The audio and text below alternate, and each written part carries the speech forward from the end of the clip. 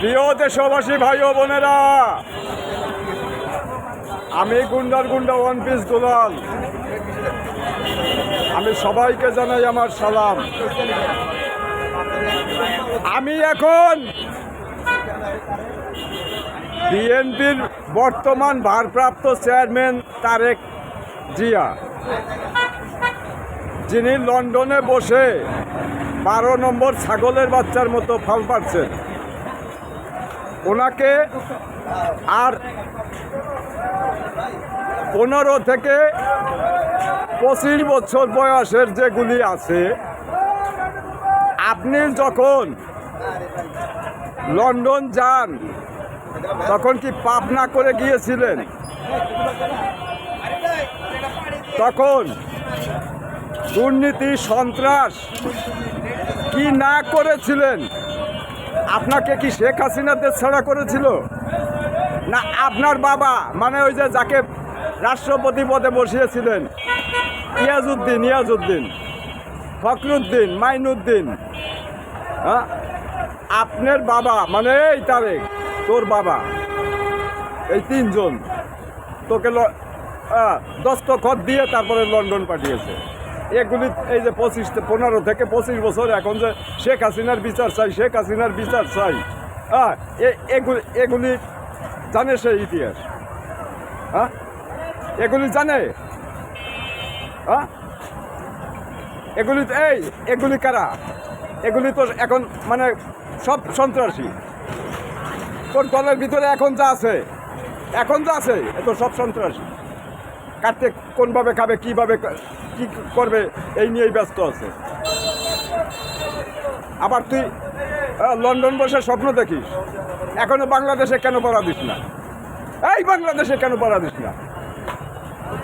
হ্যাঁ, তুই কত বড় রাজনীতিবিদ হয়েছিস? এই আমি তো ভয় করি না কোনো কিছু।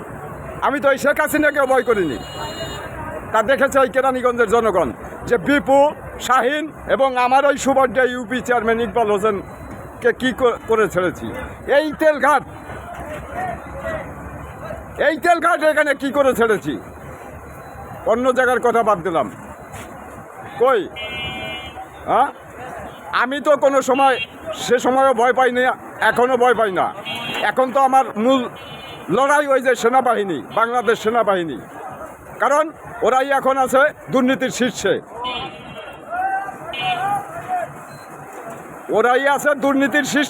আর হচ্ছে বাংলাদেশের উচ্চ আদালত থেকে নিম্ন আদালত, এই দুটো জায়গা আছে সব থেকে দুর্নীতির ঊর্ধ্বে, মানে বেশি।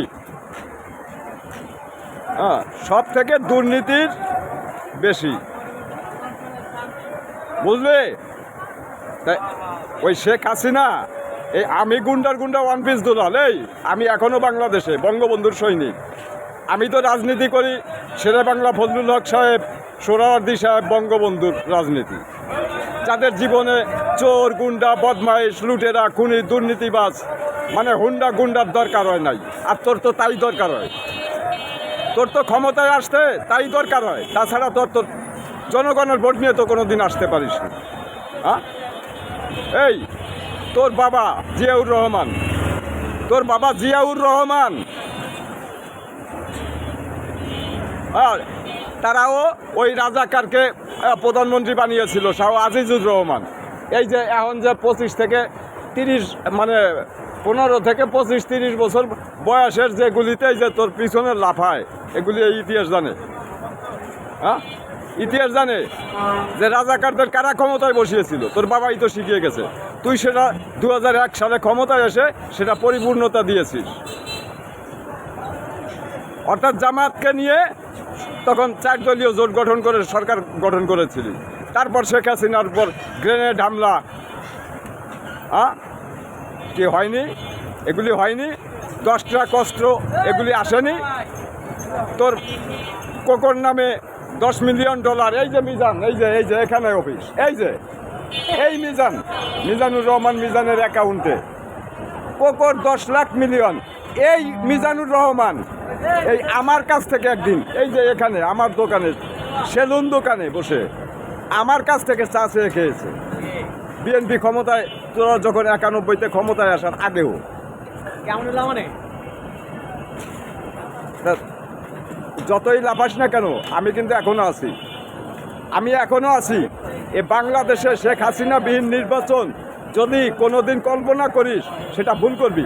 কারণ তোকেই তো তোর দলের লোকজন তোকে এ দেশে আনবে না। ওই ফখরুল হাসান বৈরাগী, ওই বৈরাগী, ও বৈরাগীর মুখে কোনো কথা শুনিস এখন? হ্যাঁ, শুনিস যে তোকে কবে দেশে আনবে বা কি করবে? কোনো কিছু কেউ জনগণ শোনে? এই জনগণকে বোঝানোটাই আমার দায়িত্ব।